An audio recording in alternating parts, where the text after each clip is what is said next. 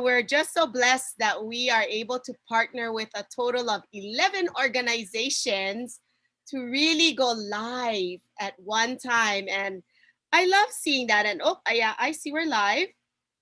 And it gets really exciting because, we really need some good content on our Facebook pages, on our social media pages that are bringing these enlightening conversations, connecting us with people that are doing good work in our community. And that's really our intention around Hawaiian History Month is, again, going live. And, some of us are social media users and some are new to it.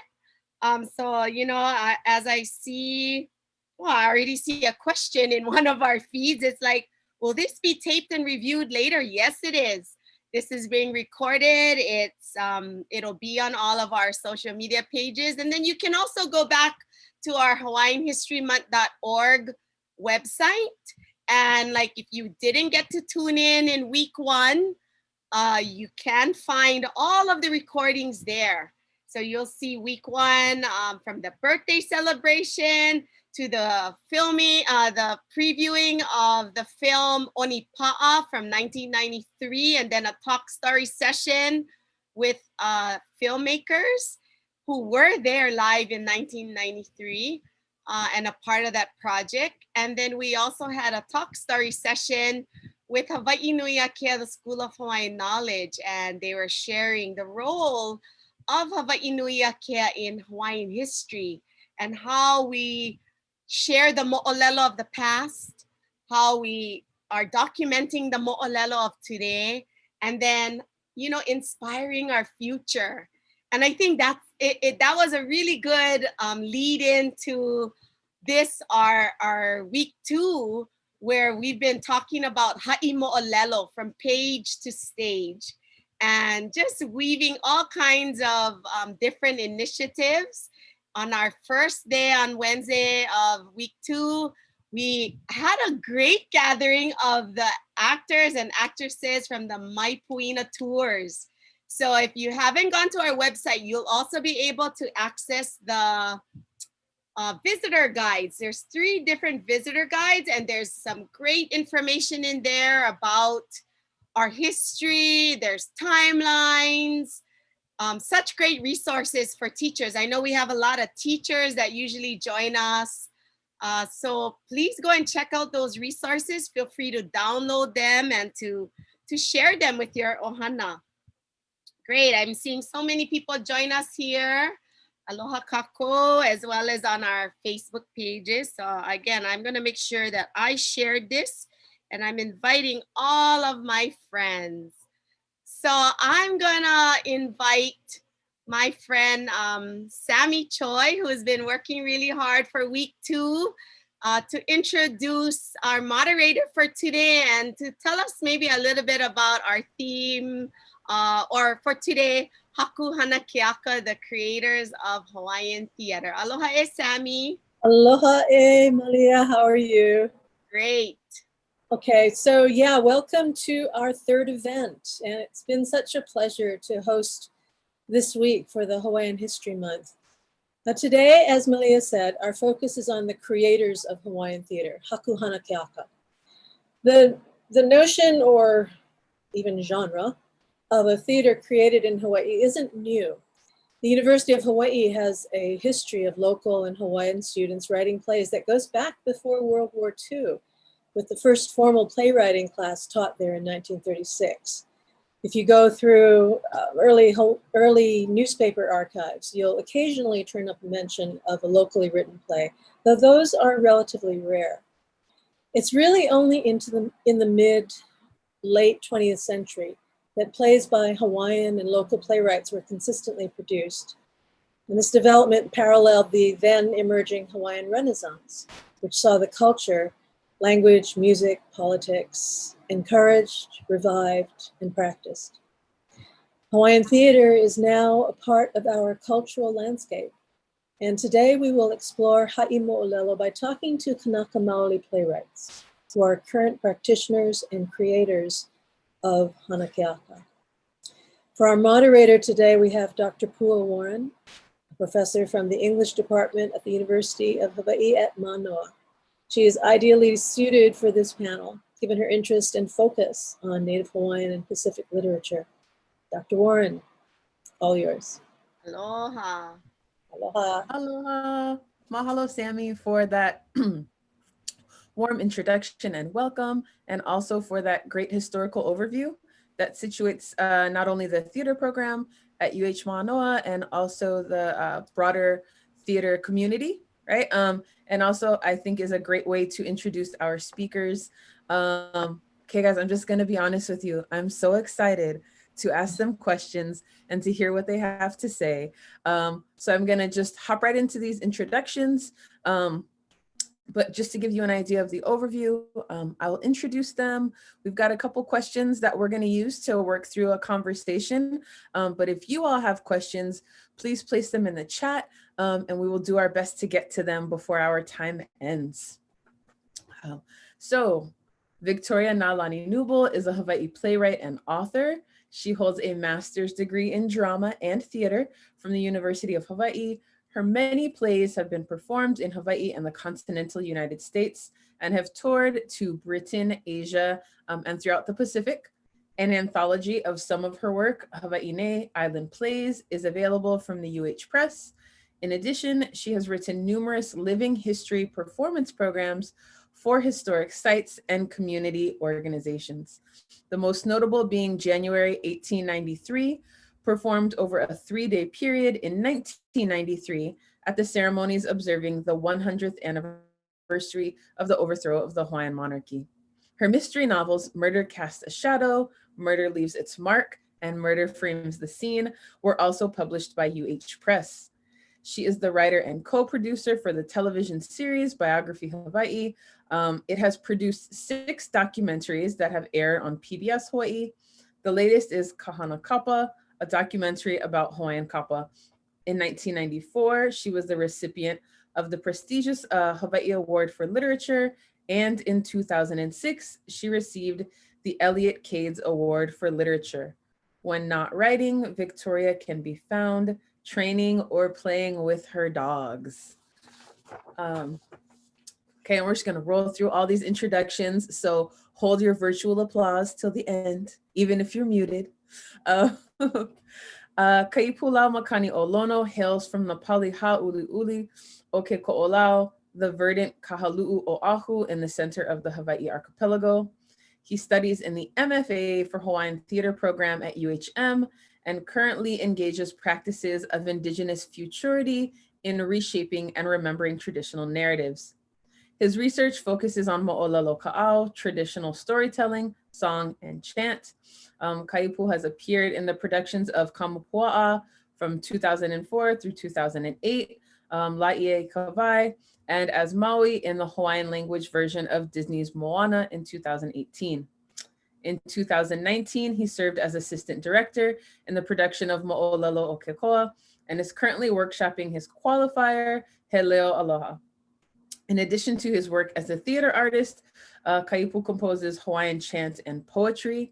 His vocal talents were featured in The Art of the Chanter in 2017, and his latest composition is available on Na Palapalai's Back to the Patch. You are busy. Thank you for making time to be here with us today. And finally, right next to him in that lovely background, in that Zoom square on your screen, is playwright and director Tami Haili Opua Baker, who is an associate professor in the Department of Theater and Dance at the University of Hawaii at Manoa, where she is the director of the Hawaiian Theater and Playwriting programs. Her work centers on the development of an Indigenous Hawaiian theater aesthetic and form, language revitalization, and the empowerment of cultural identity through stage performance. Baker is the artistic director of Kahalau Hana Keaka, a Hawaiian medium theater troupe based on Oahu. Originally from Kapa'a, Kauai, she now resides in Kahalu'u Ko'olau Poko, Oahu with her ohana. So please join me in giving them a warm Zoom round of applause. Thank you for joining us. And as I mentioned, I've got a couple questions. We're gonna have an awesome conversation. If y'all got questions, drop them in the chat. So my first one, so as an educator, I myself try to impress upon my students the importance of genealogy, right? In the many senses of the word, especially as someone who teaches in the Pacific and teaches literatures of the Pacific, right? So I'm wondering if you all could offer a bit of a genealogy of the contemporary theater community in Hawaii, but maybe also a bit of your own artistic and academic genealogies, if you would not mind.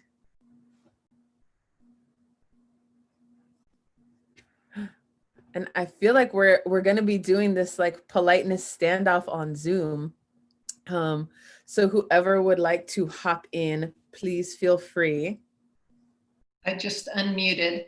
You hear me? Well, you know, well, first of all, I want to thank you, all of you, for inviting me to be here.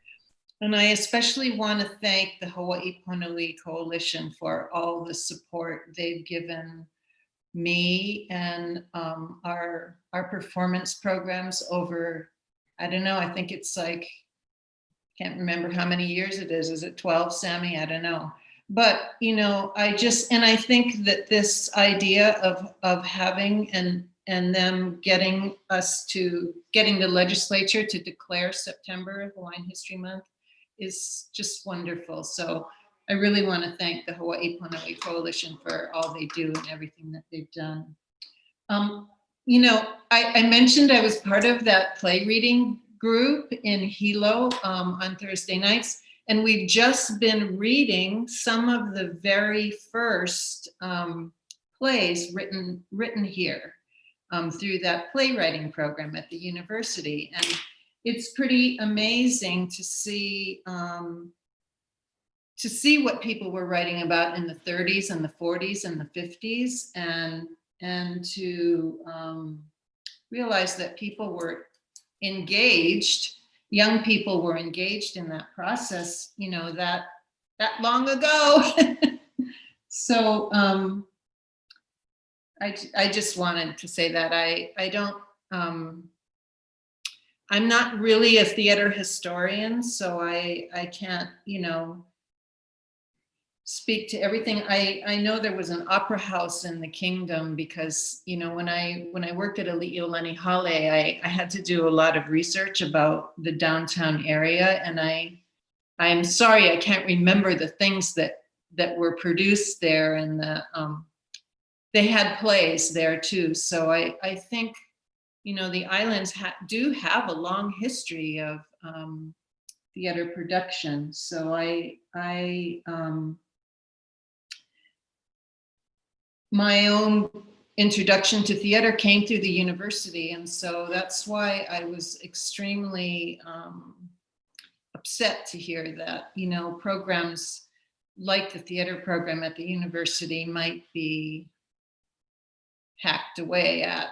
So I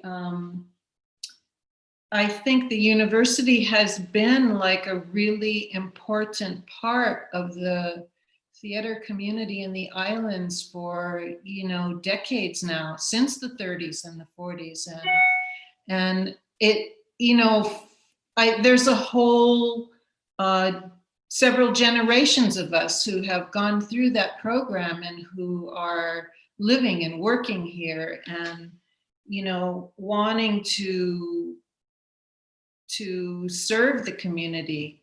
So I think that has been a really important part of my own personal genealogy and the genealogy of theater in the islands.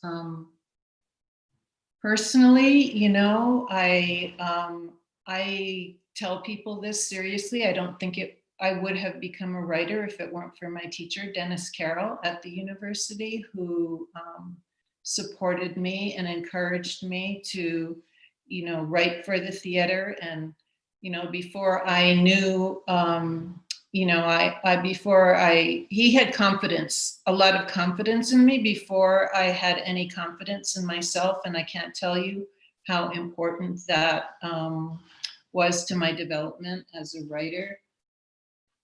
the other person who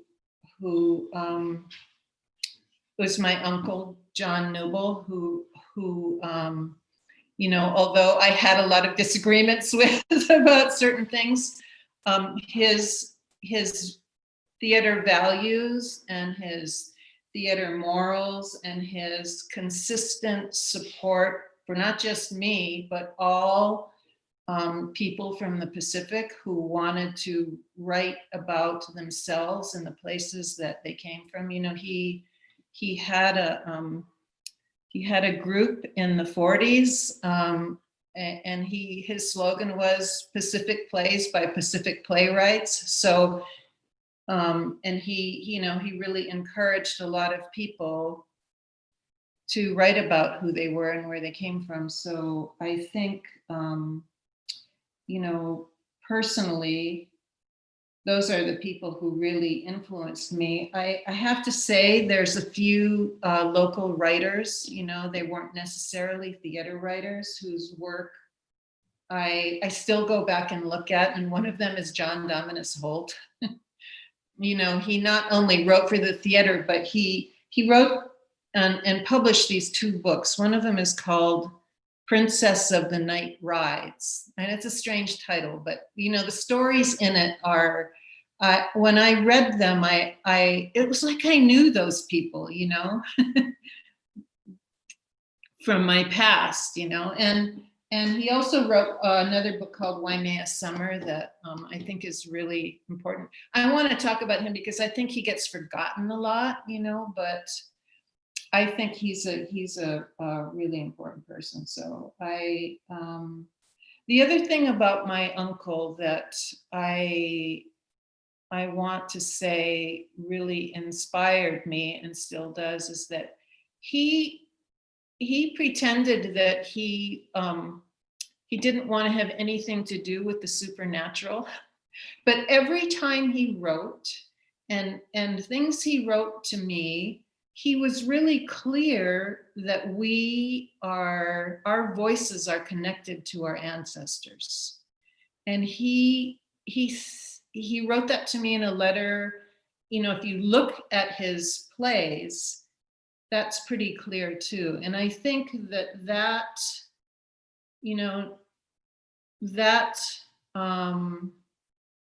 having that in my family, having that person in my family who believes so strongly in that and encouraged it in me has really been kind of the mainstay of my writing life.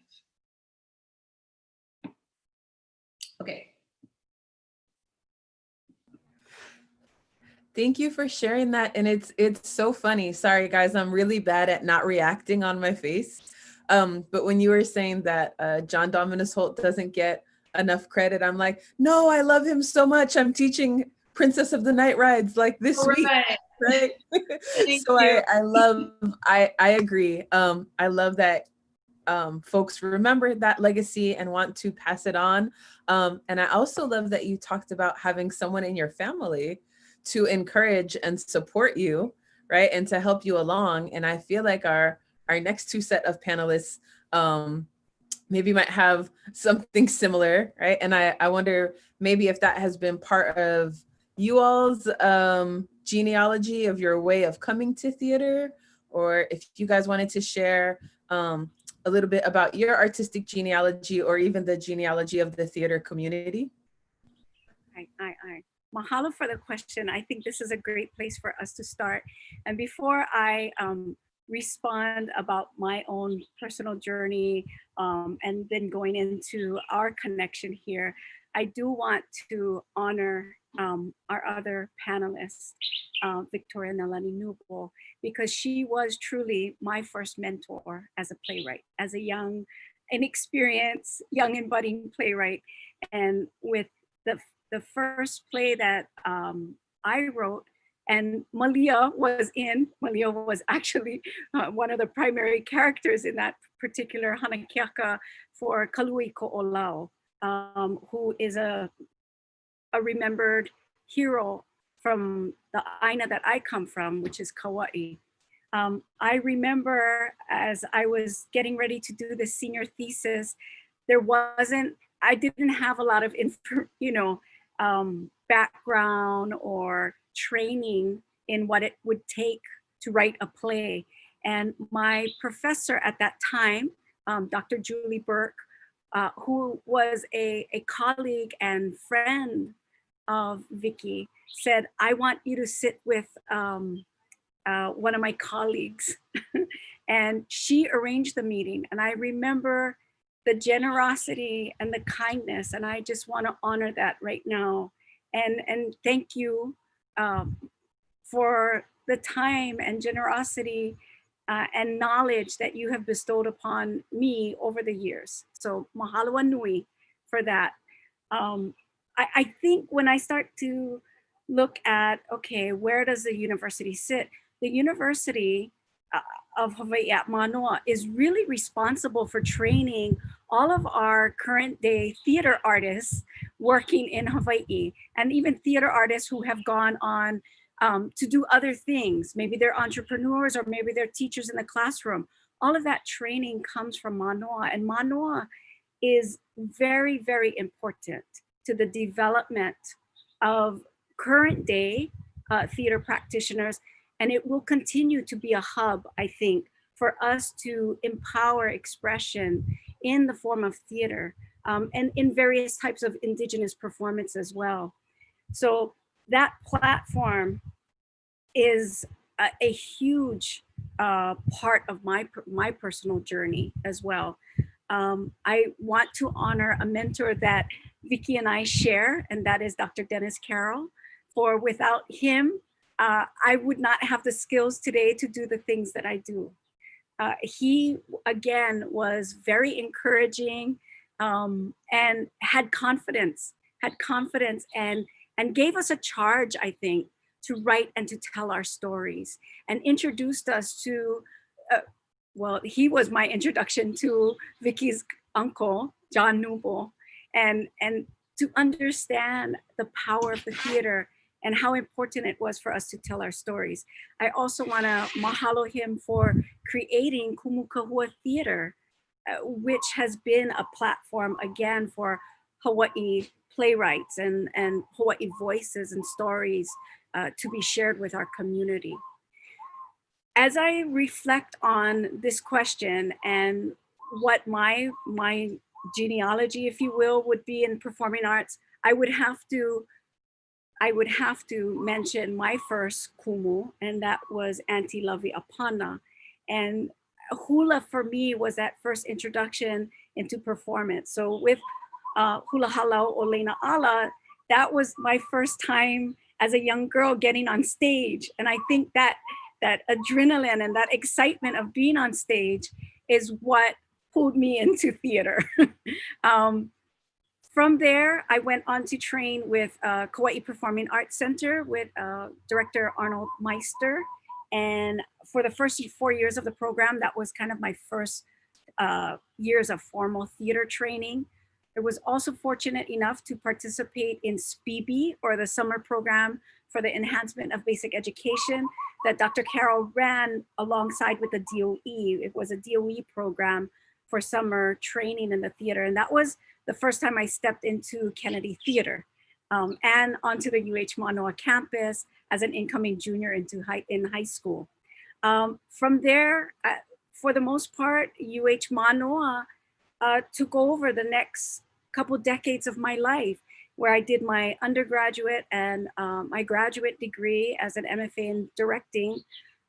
If we were going to fast forward, well, it's not really a fast forward. Our time is circular, I guess, at moments.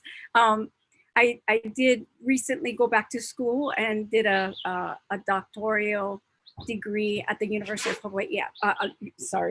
The University of Waikato in Aotearoa, New Zealand, in Maori and Indigenous Studies.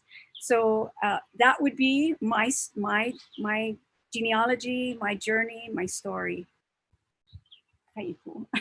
Mahalo nui.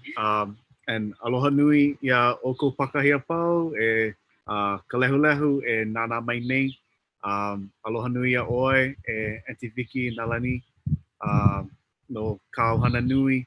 Mahalo hoi I ka poʻenani hoʻolauka I kia papahana. And I'm Keipula Makaniolono.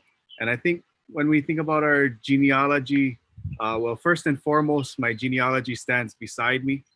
My mother has, very much raised me in the theater and in the practice of Haimo'olelo, and always being sure to perform and really identify with the stories of our kupuna, and having that be the kahua, the platform, the base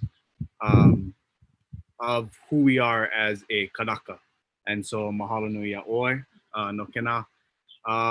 And I think when we think about our genealogy, at least now that we are so that we're privileged to have programs like the Hawaii Pono'i Coalition, like September being Hawaiian History Month, we know now that our genealogy is far beyond what we see today, and it extends back to Lili'u Kalani, to the Ali'i, who were composers of poetry themselves.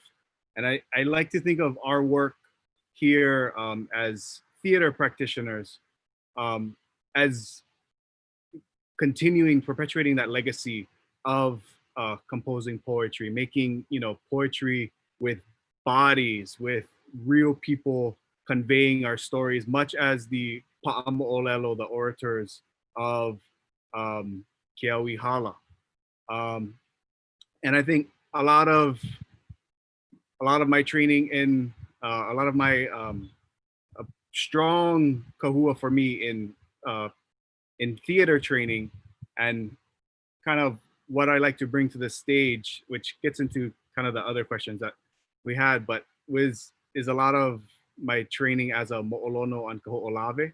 And if you think back to the origins of theater as we know it today, with the Festival of Dionysus and all these different things that pertain to ho'omana, that pertain to worship, to giving mana to our ancestors whose stories we tell, to giving mana to our gods whose stories we tell, also that they might recognize that we recognize their glory.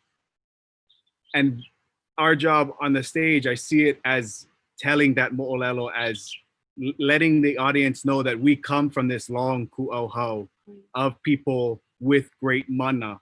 And so we should be empowered to have mana ourselves. And that's kind of my 2 cents about what Hana Keaka is, and the ku'auhau that I come from. Mahalo.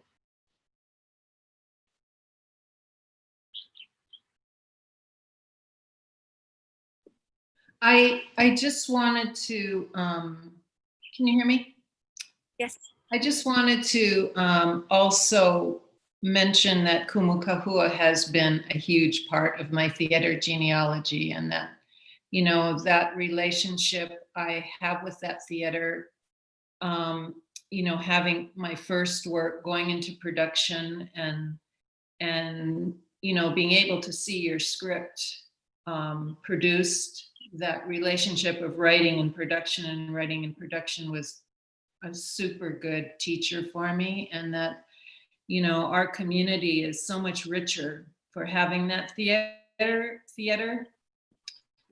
because that has been the one constant place that has welcomed and encouraged local and Hawaiian playwrights all these years. And so I don't think any of us can escape saying that they've been a big part of our journey. Very true. Very true.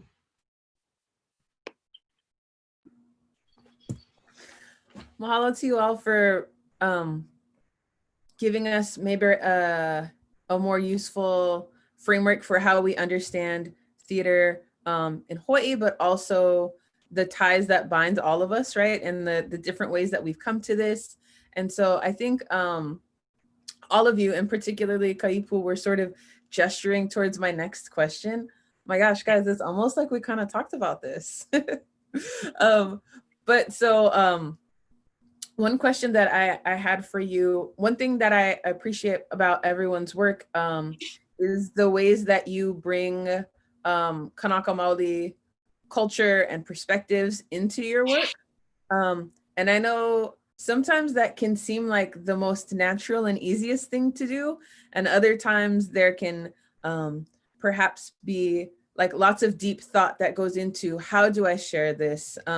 What is the best way to make it accessible to others? How will they receive it? Are these things I should share, right? And these are just questions that I ask myself teaching in the classroom, right? And so I'm wondering if you guys could talk maybe a little bit about how and why you bring Kanaka Maoli narratives or language or knowledges or even cultural practices onto the stage, right? And I feel like you guys have all done that in so many varied ways. And I would love to hear whatever you guys want to share about that process.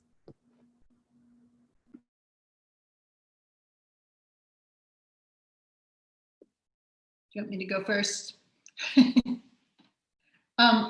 You know, I'm not really an intellectual playwright. I don't sit and think, oh, how can I bring Kanaka Maoli narratives into my work? I think, you know, I have a separation in my psyche between my own plays that I do for the theater and my living history performance plays that, you know, those are the ones that Hawaii Punui Coalition has produced. So I have that separation because when I'm doing a living history program, I'm using a lot of primary source material. And, you know, I don't think that my voice is as important as the voices of the people who were experiencing the event I happen to be interpreting for the theater. So in my plays for stage and for Kumukahua, I feel like, you know, I'm kind of this individual theater artist, and that's where I invest my voice, my personal voice.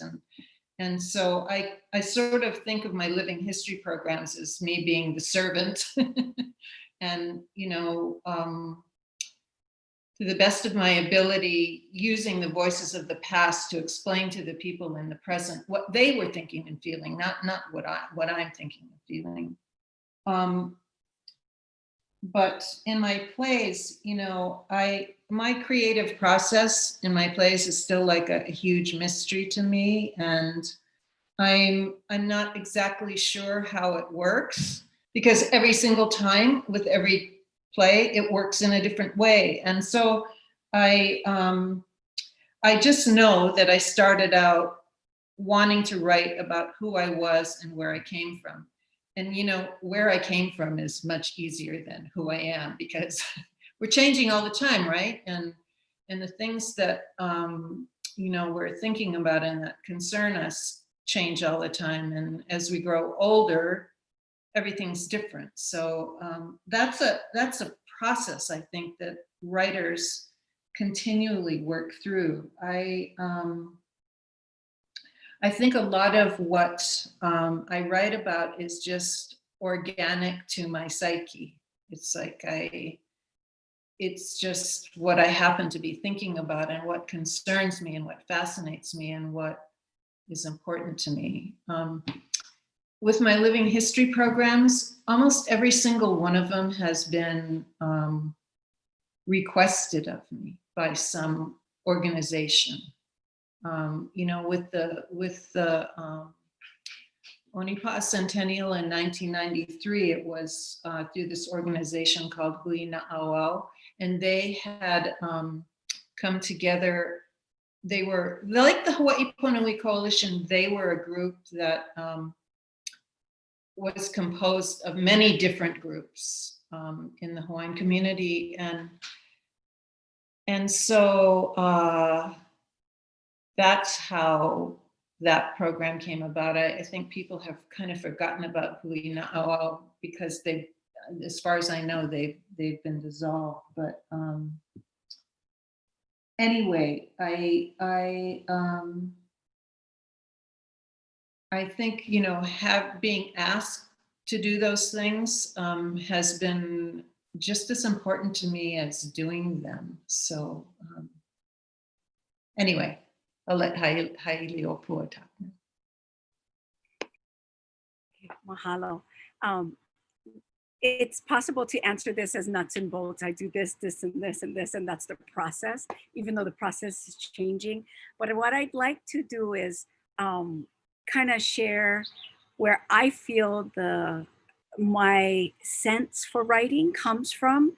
And I really think that it comes from me as a child sitting around with my uncles and aunties and grandparents and listening to their ha'imo'olelo, listening to their storytelling.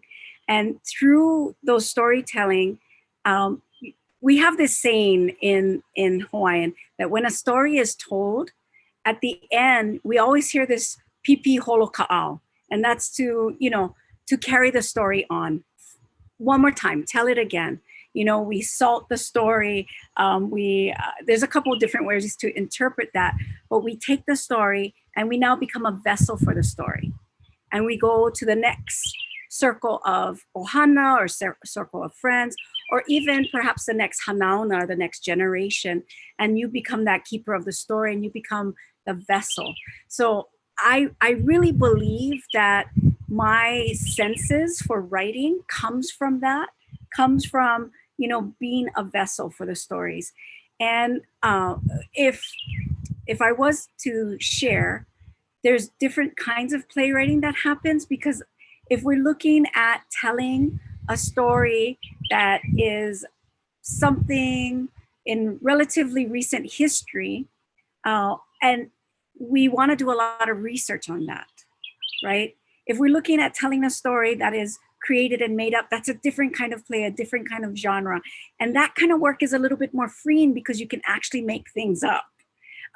When I'm thinking about the works that we do with Kahalau Hana Keaka, there is an immense amount of research. And that research takes us into various archives, be it the 19th century newspapers, or be it looking at actual artifacts, or going to places of Wahipana to see what that place is like and what messages maybe that Aina has for us to incorporate into the play that we're creating.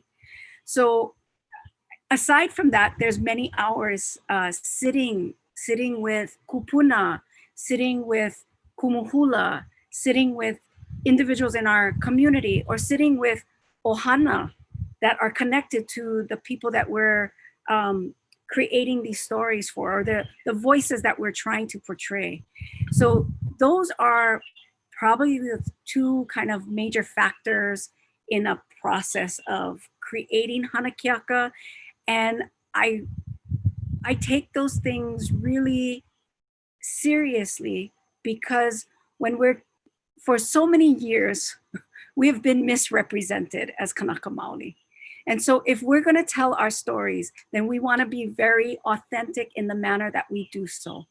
And therefore, the nupepa, right, the old newspapers and, vocal recordings or tapes become very valuable sources of knowledge for us to get the story right, and for us to tell the story from a Kanaka Maoli perspective and worldview. And that to me is pillars that I uphold in the creation process, so that it is credible, the work that we're doing, and we are holding ourselves responsible for what we portray on stage.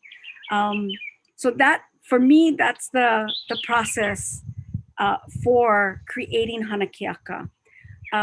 The other thing that I think leads to authenticity of the work is the choice to live in Olelo, Hawaii, and the choice to revitalize our practices, our spiritual practices, our cultural practices, our eating habits, right? Trying to harken back to that and re-embody that today as a means to empower our identity and our consciousness.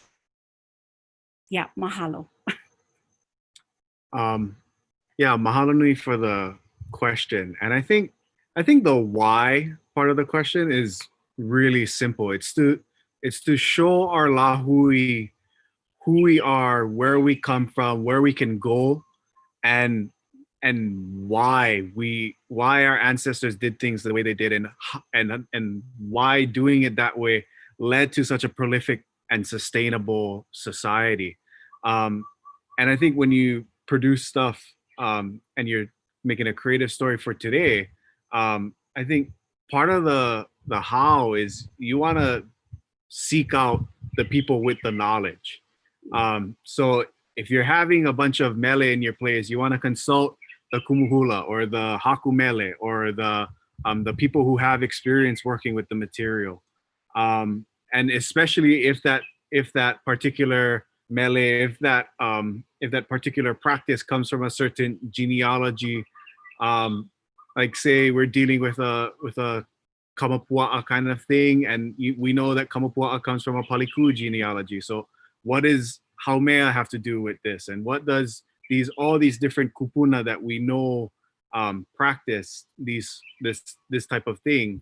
How do we make sure that we're respecting their mana in the creation of this new mo'olelo?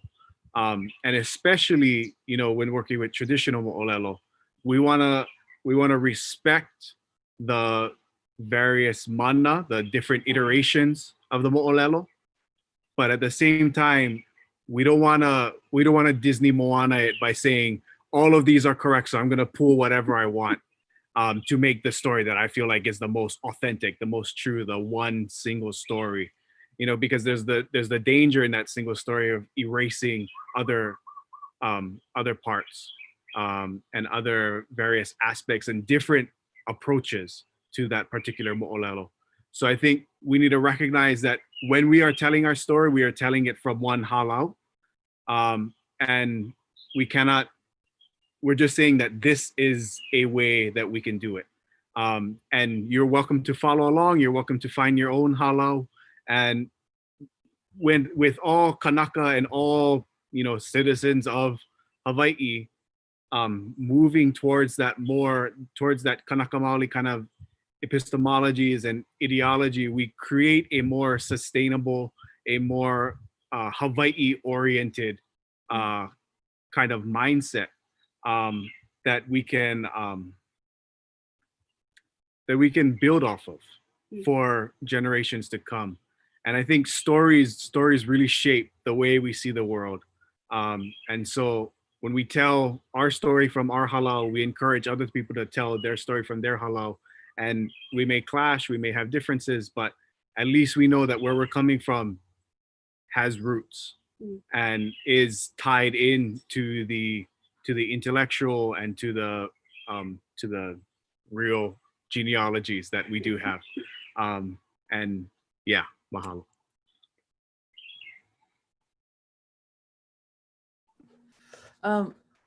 I'm gonna be digesting these responses for quite some time. Like, I feel like each of you guys gave me something new to think about. So mahalo to you all for that. And I think if I can, I'm gonna just maybe squeeze in one more question before we get to the Q&A.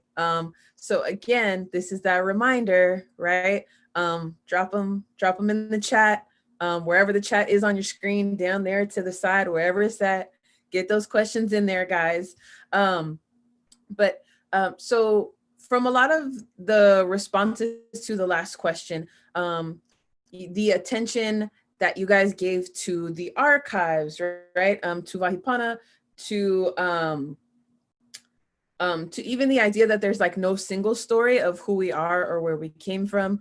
A lot of your responses prompt me to think of sort of when and where and how we contextualize the lahui, right? And I think this is a question that, to go back to some of Vicky's comments, right? Of like, what were people thinking in 1893? Like, what are we thinking now? How do we grapple with these questions? This is something that I have spent a lot of time thinking about. And so I wonder maybe one more layer that we can bring to that right now in terms of thinking of when and where the lahui is how we think about folks in the diaspora, right? even now in an event like this, I'm so happy this is online and maybe folks are watching from wherever they're watching, right? And also as someone who grew up in the diaspora, this is something I thought about a lot. So I was wondering if you all could maybe just talk a little bit about how you approach diasporic issues or experiences or communities in your work, whether that's how you might think of diasporic Kanaka, or even how you approach staging a play that's put on somewhere that's not Hawaii, right? Where maybe some of the references might not translate as easily to audiences. Maybe how other indigenous communities abroad have responded to your work, right? How you might stage something in a place that has these connections to Hawaii or that doesn't. So any of the above 5 questions that I just tried to disguise as one question. If you guys would like to share your thoughts on any of those, that would be much appreciated. Well, because I'm not a director, I don't very much have anything to do with the staging of my plays, except, I mean, sometimes I have, because whoever's directing my work has, you know, welcomed my input and wanted me there. But there's other times where the director wants the script and wants you to go away. So, you know, I have had the experience of seeing my work produced outside of our islands, and you know, I think the one time, well, there's times when I've seen like the conversion of Ka'ahumanu, for instance, produced in a place where there were no other Native Hawaiians. And I think the one person in the audience who came to the play had lived here at one time, but that was a really interesting experience because, you know, none of the cast was Native Hawaiian either. And so it was at Miami University in Oxford, Ohio, which is in the boonies in Ohio, and it was a student production. And I don't know if you, Haili, if you remember Anne Elizabeth Armstrong. Yeah, so she was directing it, but I got there and I started to have a few like, you know, unsure feelings about seeing this play done by people who weren't Native Hawaiian and in a community where there weren't any Native Hawaiians. And the students gave me things they had written about being part of the production. And, you know, I realized when I read their little essays that they had learned a lot of things about us that they wouldn't, in a way, that they wouldn't have otherwise learned without being in that production. And so in that way, I saw how, you know, a play as a text and as a performance piece can be a learning experience for people who don't know anything about our islands.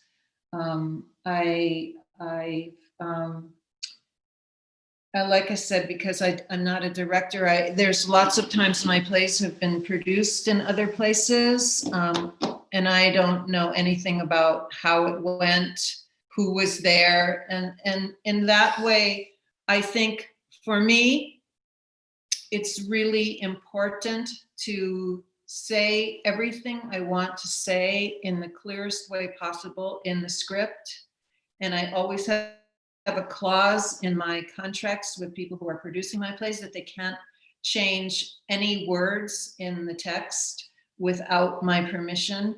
And I think, you know, you're not going to live forever, right? And your plays are probably going to outlive you. And so whatever you want to say, and it has to be in the dialogue, it has to be in the script, because And you can't let anybody change that, because that is the place where you are communicating with an audience, and no matter who is, I mean, it's always possible that a director can totally misinterpret what you wrote, but you know, if you write, I think in a way that is clear and is exactly what you want to say, then that's the most you can do for yourself.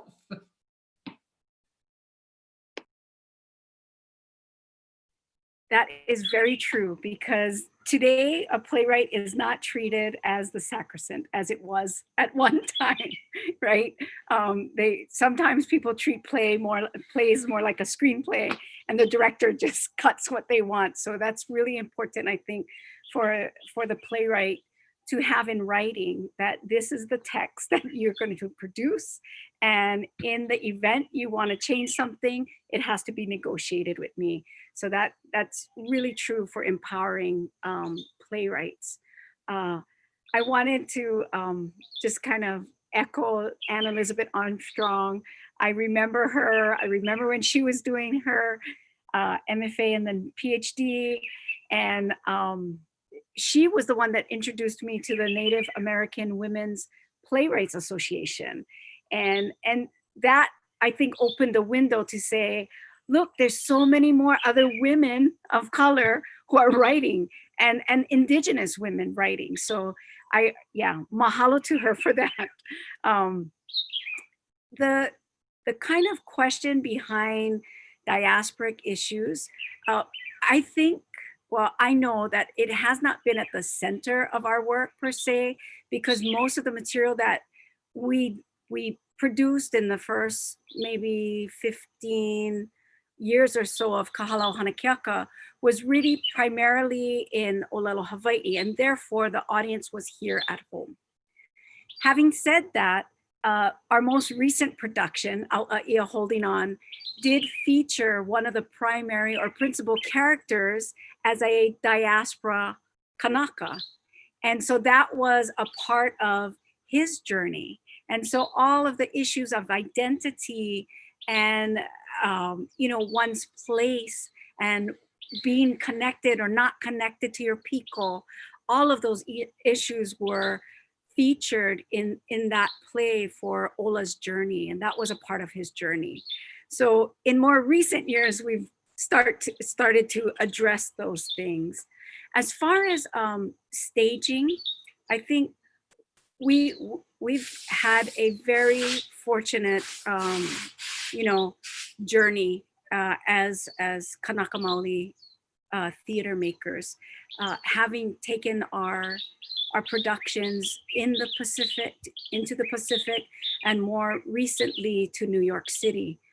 When I think about the audience response that we've had, especially in Aotearoa, there has been this kind of connection because of language and because of cultural practices, and an understanding of the story, even though we know that they probably didn't get it all because it was in Olelo, Hawaii. There's still this level of maybe spirituality and similarity in cultural practices that resonated with them. And so there was a successful, I think, sharing the times that we've taken our plays down there. This past January, we were invited to participate within the Native Voices Theater Festival, Reflections of Native Voices Theater Festival. And in that particular huaka'i or tour, we were in shock by the audience response that we had. There was Kanaka Maoli coming out of the woodworks, jumping on trains from DC to come up to New York. We even had Kanaka coming down from Maine, believe it or not, to come and see the show. And then other indigenous peoples as well from around the East Coast and as far as Canada came down to see the show. And so we had multiple nights of sold out performances that the audience response mirrored what happened here on Oahu and Kennedy Theater, where audience members were brought to their feet and joined in song and were very much moved by the story. So it was clear that the story, even though it was a Hawaiian story, it resonated with the indigenous peoples who were in the audience, with their particular histories and their struggles with identity and their struggles with understanding their history, and then finding a ground to stand on for themselves, and empowerment, right? And empowering yourself as you navigate the journey today. And we try to decolonize as well. So as far as approaching the staging, you know, what we look for is packaging an accurate and authentic Kanaka Maoli experience in the performance that has been vetted by our community first. Yeah, we've never performed away and then came home to perform. It's always been performed home first, vetted, tested, approved, and then taken abroad. So that's been our experience. That's been our journey. And again, we have tremendous amount of gratitude for the journey that we've had.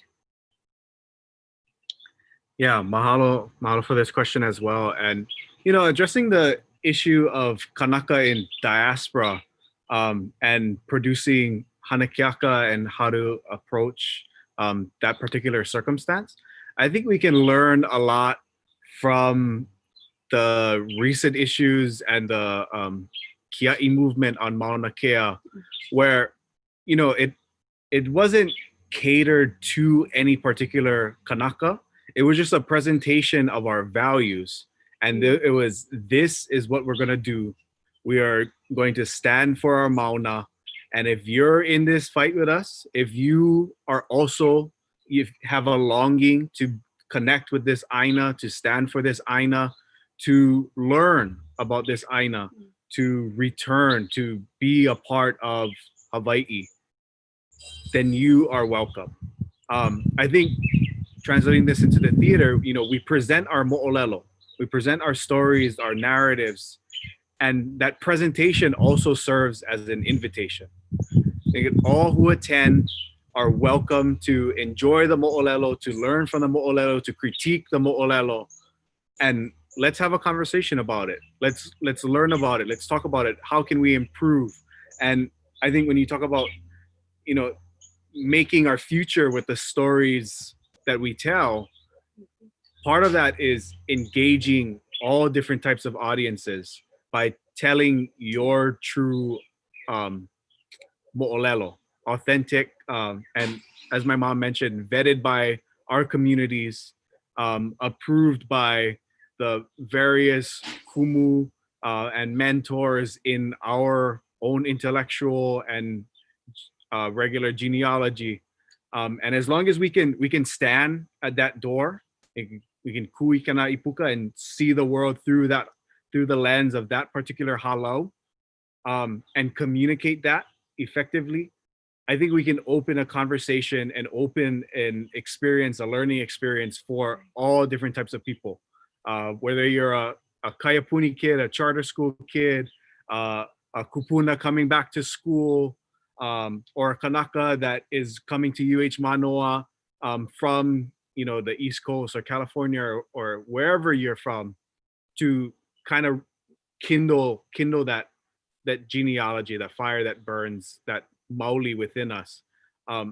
Everybody is welcome in the conversation, so long as you are for the perpetuation of these mo'olelo, just like how people were welcome if they were for, or when they were for the Mauna. You know, we love the people who were against the Mauna too, but we're just gonna stand on opposite sides of the line from them. And same thing with our mo'olelo. If you're down, then we can be down together, I think is a simpler way to put it. Yeah.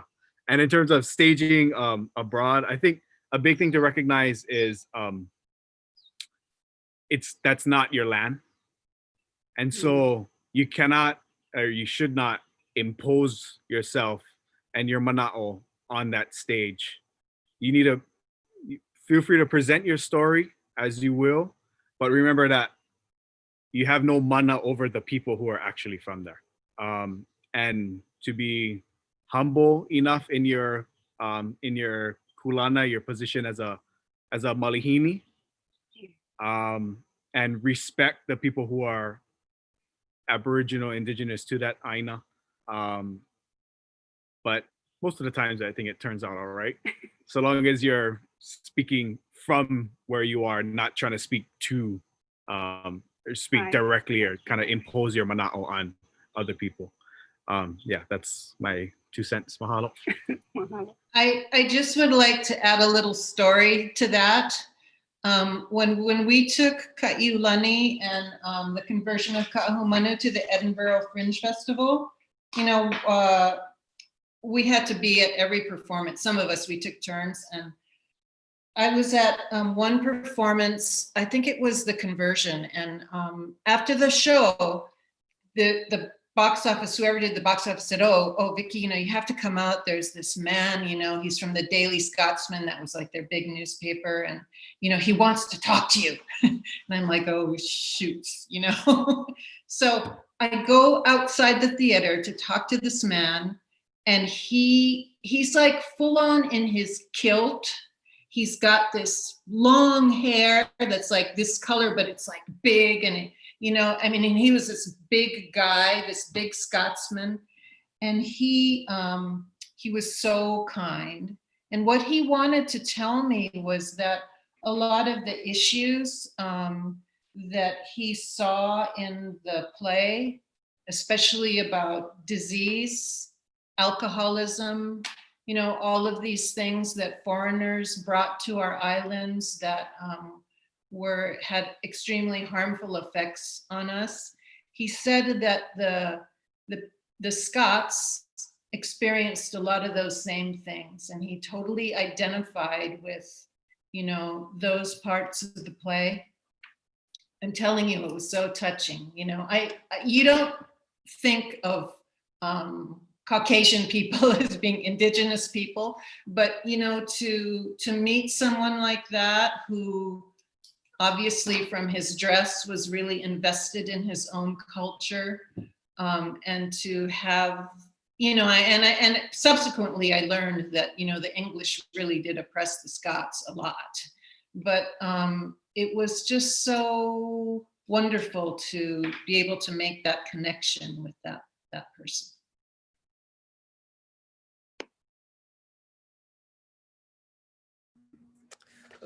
Once again, mahalo to you all for answering my question, my many questions. And I think what I appreciate most is the ways that you guys, especially with Vicky's last comment, have made us think about what Kanaka Maoli knowledges and experiences can bring to others, right? And the ways that there is something for everyone to learn, right? No matter where you are, where you're coming from. And Kaipu, I think you said everyone is welcome to the conversation, right? So what an awesome segue to welcoming everyone into this conversation via their Q&A. So we're just gonna take them in the order that they're in. So hurry up and, you know, type really fast, like one of those cat memes, and like get it in there. So we're gonna start with Sean Joseph Chu, who asks, what is one thing the Hana Keaka o Hana and larger theater community in Hawaii does well? What is something we can do better?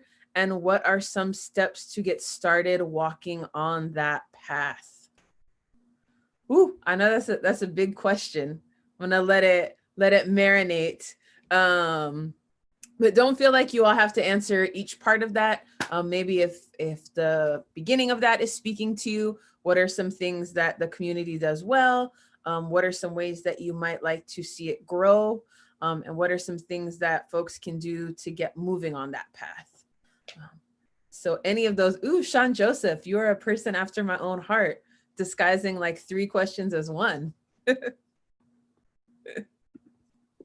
you repeat the question? Yes, he dropped this one in the Zoom webinar chat. What is one thing the Hana, Keaka, or Hana and larger theater community in Hawaii does well? What is something we can do better? And what are some steps to get started walking on that path?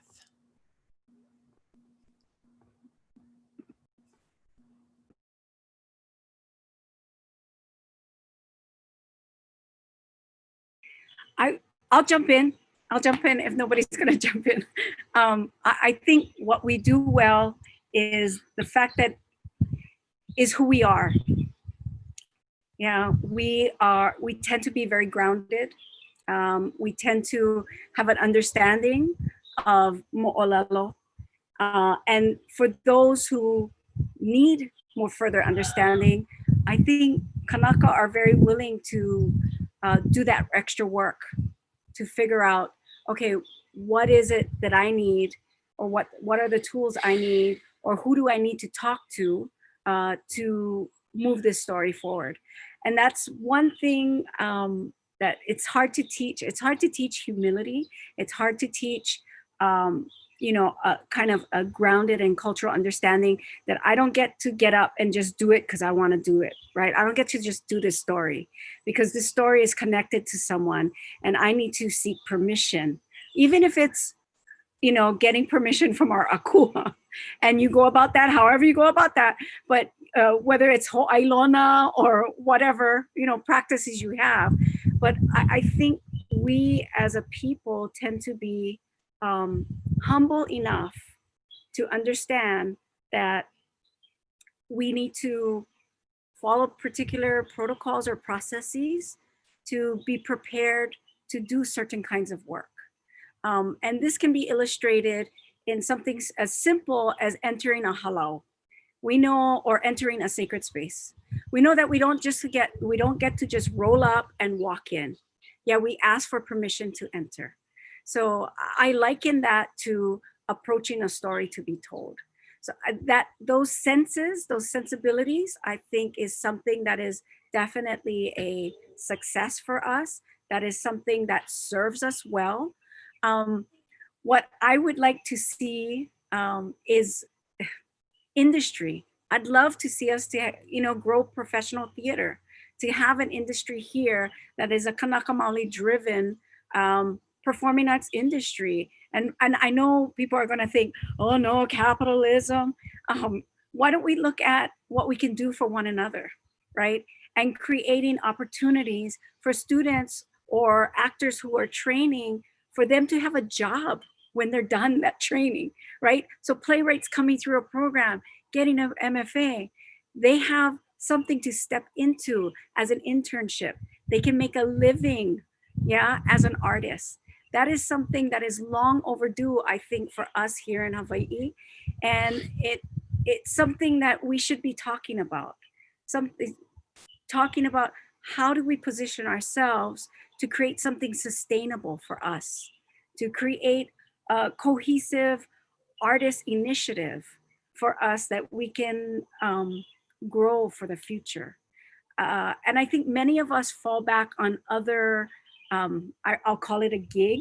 Yeah, I fell back on the teaching gig because there wasn't something for me to step into as a theater artist that was sustainable for me to raise a family on. So, and I'm blessed to be a teacher, and I love the work that I do because now I get to encourage new voices, right? And I get to encourage new young artists. However, seeing us grow industry would be awesome, I think, for us. No. Yeah, Auntie Vicky. Aloha, Sean. Your question is way too complicated for me. All I can say is that I think one thing, I don't know if it has to do with doing it well, but it's that you know, I think the desire to speak to each other, to create theater that is speaking to a certain group of people directly. I mean, I'm always happy when, you know, people that aren't Polynesian are interested in my work too, but really, you know, I'm a little older than you, Haili, but I feel that weight of colonization on my work, you know, so heavily that I feel like, you know, for so long as theater artists in Hawaii, people were turning their heads to, you know, to find approval from a group that, you know, really wasn't concerned with us and didn't have the same issues and genealogies and, you know, as those of us who live in Oceania do. So I feel like, you know, that desire we have now to speak to each other is really one of the things that is empowering to us. And I, you know, I know this sounds crass, but I think we could all use more money. I mean, maybe not for ourselves, but for our productions, and, you know, finding ways to, because it's, you know, producing theater is expensive, even if everybody's volunteering, it's expensive, you know, and so, you know, finding sources to enable us to keep going, I think is something we all need to think about.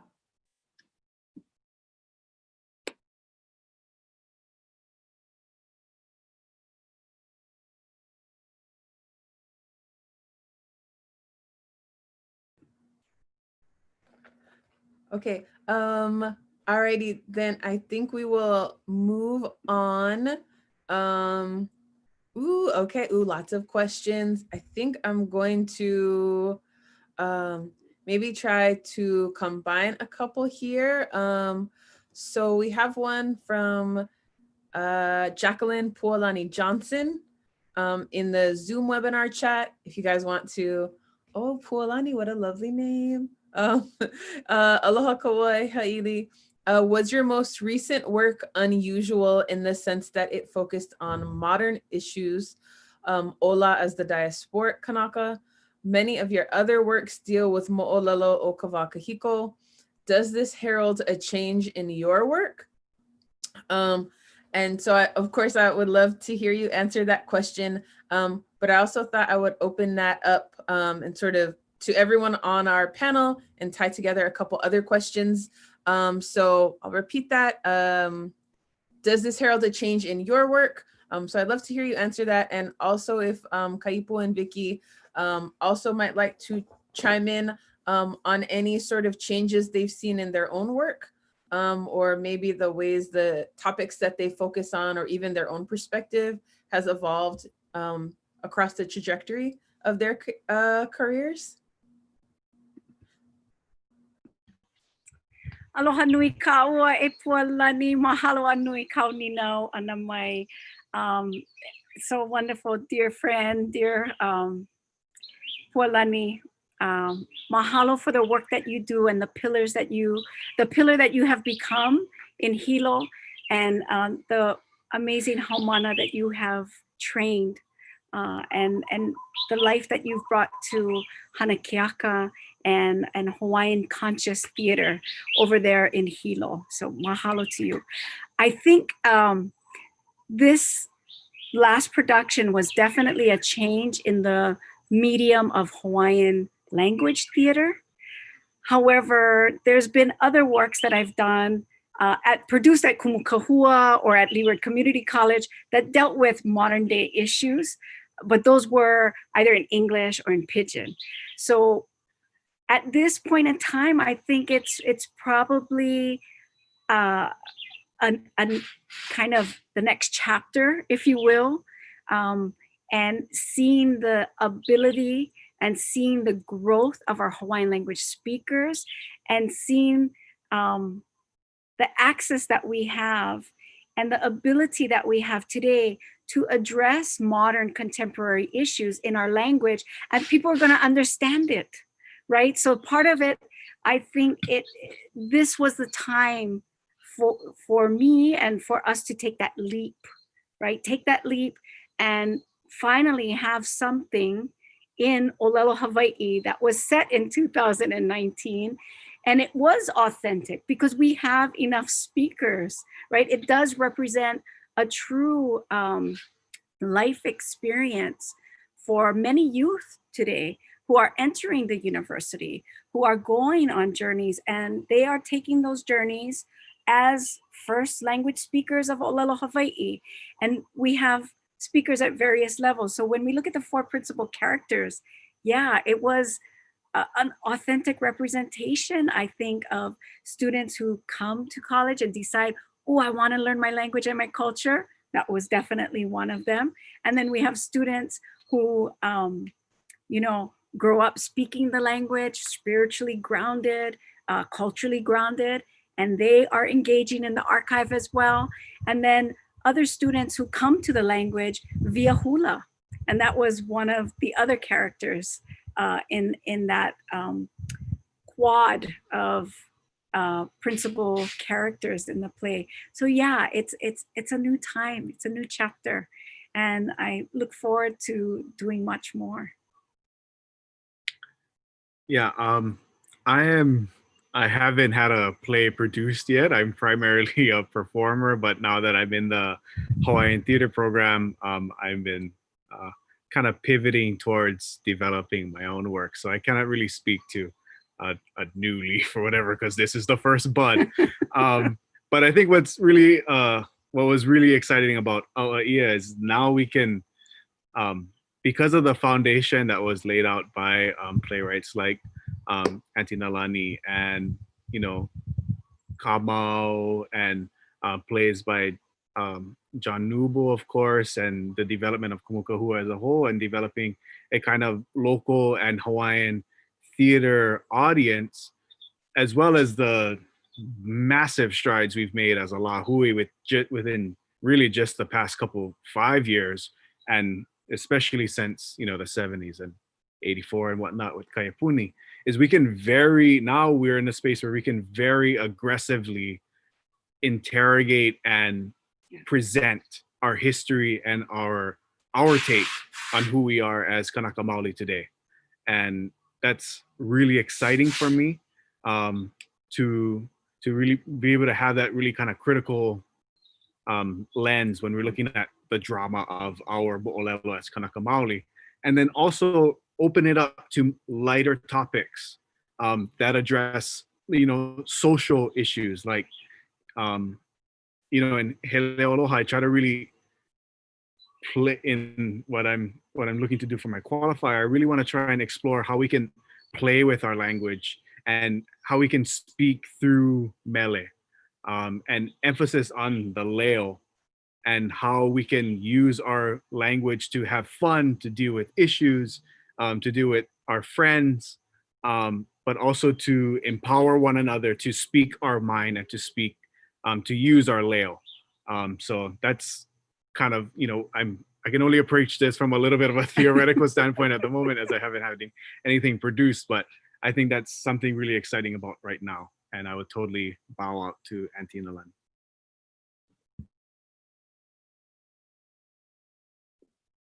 Can you repeat your question, Pua? I'm so enthralled listening to people. I totally forgot what it was. I would love to take credit for it, but this one again came from Jacqueline Pualani Johnson, and a couple others, just sort of bringing them together. And the question was, could you talk a little bit about any sort of turns or specific marks in the trajectory of your career? And I know that you've written like across genres, so don't feel like you have to limit this to theater. Please do. Or if you want to talk to us about like mystery writing, then do that as well too. Anywhere you want to go, we want to hear it. Well, I think that, you know, I started out as a writer through playwriting. I hadn't really written before. And so playwriting is like I feel like is my first and best genre. But I think that, you know, I find that there's so many issues that are timeless. You know, I mean, we talk about historic issues and modern issues, but, you know, I think some of those issues are timeless, like, yeah. And so, you know, I like to, you know, I'm always looking in my work for social issues to write about. And, you know, when you write about our particular history and past, those are built in, you know. So I think that I'm trying to think of a turning point in my writing, and I think I'd have to say that my writing changed a lot when I wrote this play that actually Sammy directed once, called Olana Iwi. And that play kind of, for me, you know, the stage is an illusion, and you know, literature is an illusion, and stories are an illusion, right? But they're illusions where we can hear what's true. You know, they're vehicles for us. I mean, I learned a lot from literature when I was a kid. So I think in that play, the stage kind of opened up for me, and what I felt like I kind of pushed the boundaries of the way I was writing before, and was able to use the stage in a much more theatrical way. So I would say that was a big turning point for me, because if you look at my work after that, it's I think it's different. And I think the older that I've, you know, because I'm getting older, that I have, you know, it's almost like the things I want to write about are getting more focused, because I realize I don't have that many years left. So I need to take care of my bucket list. And so I think I'm, you know, I think I'm just focusing in more on different things.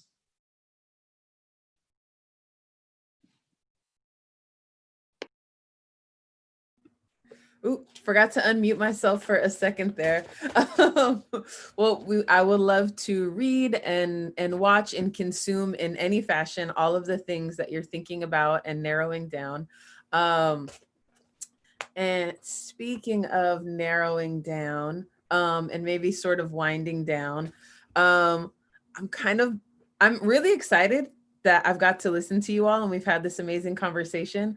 I'm also a little bit bummed out because I think we're slightly over time.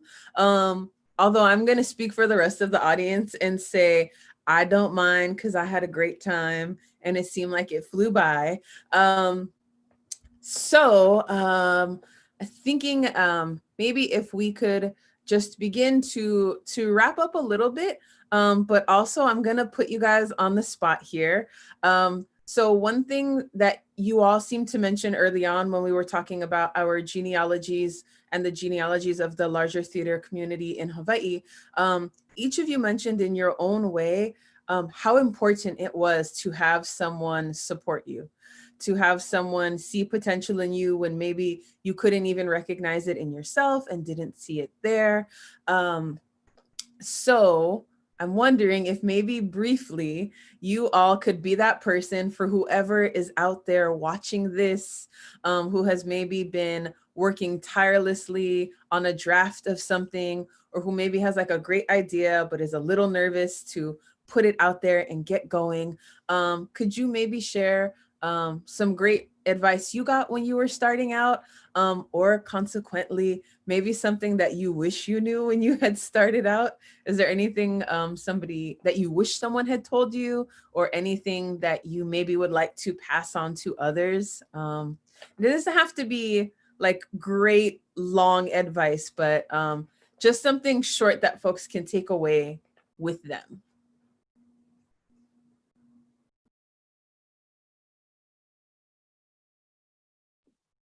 Well, my advice is, if you have something that you really want to tell, that you need to write it down. You know, I can't tell you how many people over the years have come up to me and say, God, I have this really great idea for this play, or boy, I have this really great idea for this story. And they'll start telling it to me, and I look at them and I say, you need to write it down. You know, you need to write the story down, unless you want to be a storyteller and, you know, you're just going to stand there and tell it to you. But if you want to write a play, if you want to write a novel, if you want to write a short story, because once you write something down, you have something to work with. If you never write it down and you just keep it in your head, you're never going to be able to develop as a writer. You're never going to be able to share it with people. And so our stories are so worth telling that you need to write it down.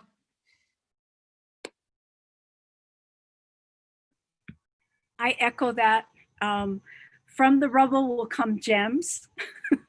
So write it all down and realize that the play is not written in its first draft, that it needs to be revised, right? So until you have something on paper, and whether you're writing an academic article or you're writing a play or you're trying to compose a mele or whatever it is, until it's on paper, you have nothing to edit, you have nothing to revise. So that's very true. I completely agree with that. I think if I was gonna give some advice, I think if people really want to reconnect with their ancestors, if they want to connect to a Hawaiian worldview and understand Kanaka agency and have agency themselves, then I think e ho'opa'i ka olelo. Yeah, we need to learn our language. And through learning our language, that becomes a key to unlock various doors. And those doors will take you where the kupuna want to take you, of course. They're always guiding our footsteps. But when you unlock that understanding, yeah, you will have a communion with our history and our culture and our kupuna and our akua that would not be possible if you don't have language as your kahua or your foundation. So I encourage all Kanaka to learn your language. That's my little piece. Mm-hmm. Yeah, I'd echo both these mana'o, and definitely strong echo on the, you know, e ho'opa'i ka olelo, because when you're in the aina and you look out, if you're not in the aina and you look outside your window, with olelo you'll see that the trees are telling stories, and you'll know that the mele that you're listening to, whether it be a contemporary artist or if you're listening to something on the radio, or some kupuna is always speaking to you in the mele. And those mele are like little Hana Keaka, that little pieces of theater when you put it together with the hula that you're taking everywhere you go. And so if you like to listen to Hawaiian music, then you're always at a performance. You're always at a Hana Keaka. You're always receiving mo'olelo. And when you know a lot of mo'olelo, and this is my tip, know a lot of mo'olelo so that you can tell your mo'olelo. because your mo'olelo has to be grounded in the collective mo'olelo of our lahui. And if you want to produce Hawaiian theater or Hana Keaka, it has to build off of that genealogy, that kahua of our collective mo'olelo. So yeah, learn your mo'olelo. And if I can just add one more thing, because of the kupuna that was mentioned here, I at the start of the program, it's really important for us to know our literature and know what came before us too. So of course there is this huge repository of Olelo Hawaii literature, but also there's a number of kupuna who in current modern day times have left gems for us to read. And I'm thinking about Ku Kanaka by George Kanahele, yeah, Hu'eo Sanford Kanahele. And also John Dominus Holt on being Hawaiian. That text, even though it's not a massive text, there is profound knowledge in that text. And that's something everybody should pick up and read. So I just wanted to pull him back in because I know that I learned a lot picking up that particular text, and it helped to guide decision making. So yeah, learn the literature, pick up a book and read.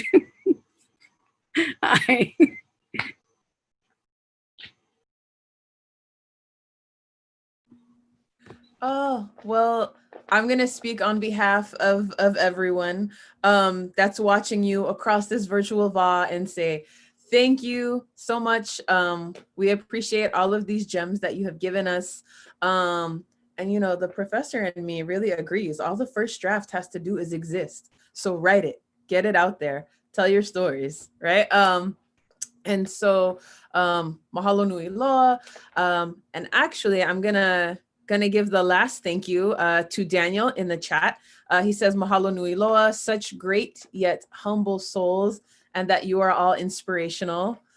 Daniel, I could not agree more. I hope you all will join me on your muted selves, giving a loud round of applause to all of our speakers to today. And guess what, guys? If you enjoyed yourself today or over the last 2 weeks, we still got a couple more weeks in this month.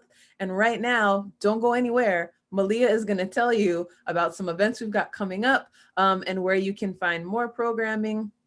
And so I hope to see you guys at the next event. I will be the person typing fast in the chat with my questions. So I'm going to turn it over to Malia.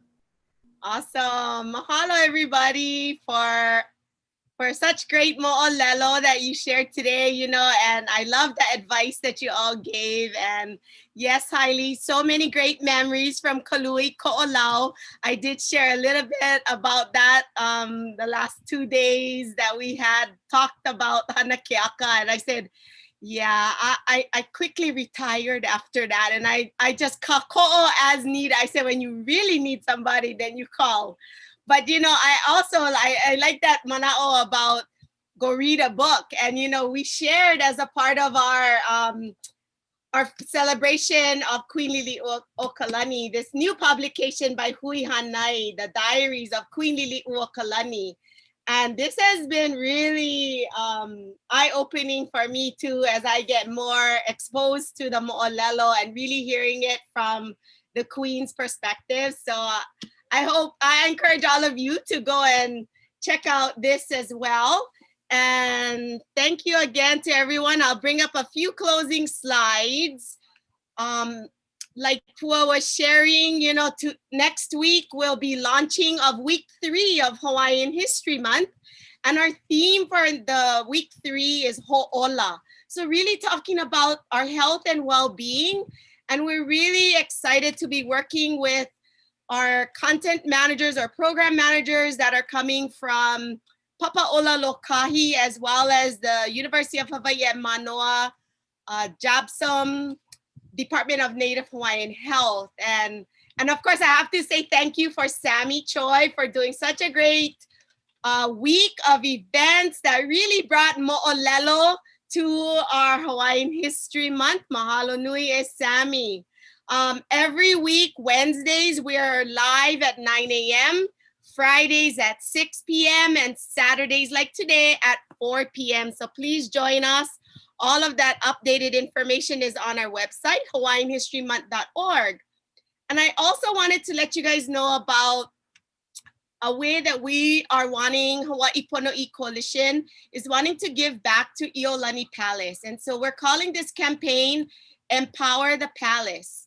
And on our website, you'll be able to learn a little bit more about what is Empower the Palace. And if you would like to make a donation directly to the Friends of Iolani Palace, the Hawaii Pono'i Coalition, especially through the collaboration with Namea Hawaii, and that's Maile Meyer and Native Books. You can see here on the screen as well as on the website, by making different levels of donations, you can get something like the Diaries of Lili'uokalani, this hardcover book, or maybe even a copy of the Ku'e petitions, and so many other creative ways. And really all of the organizations are committed to supporting Friends of Iolani Palace. So go and check out the website and you'll be able to find out more about these details of empowering the palace. Again, you can find that at hawaiiponoi.org/empower, or similarly, Iolani, it'll take you actually directly to iolanipalace.org/empower. Finally, a big thank you again to our presenters, our moderator, and our program manager, Sammy. I want to say mahalo to all of our partners that have been supporting Hawaiian History Month, to Kamehameha Schools, to the Office of Hawaiian Affairs, Friends of Iolani Palace, Kanayo Kana, Uivi TV, the Council for Native Hawaiian Advancement, Lili'uokalani Trust, Namea Hawaii, Pu'uhonua Society, the UH Manoa Hawaii Nui Akea School of Hawaiian Knowledge, UH Manoa John A. Burns School of Medicine, Department of Native Hawaiian Health, Papa'ola Lokahi, Hawaii Youth Opera Chorus, Kahuli Leolea, Pam Omidyar, and the Noah Webster Aluli Foundation.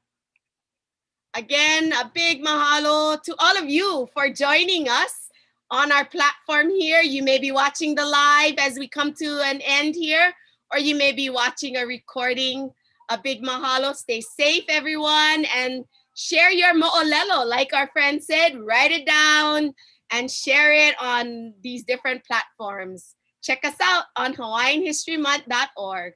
Aloha.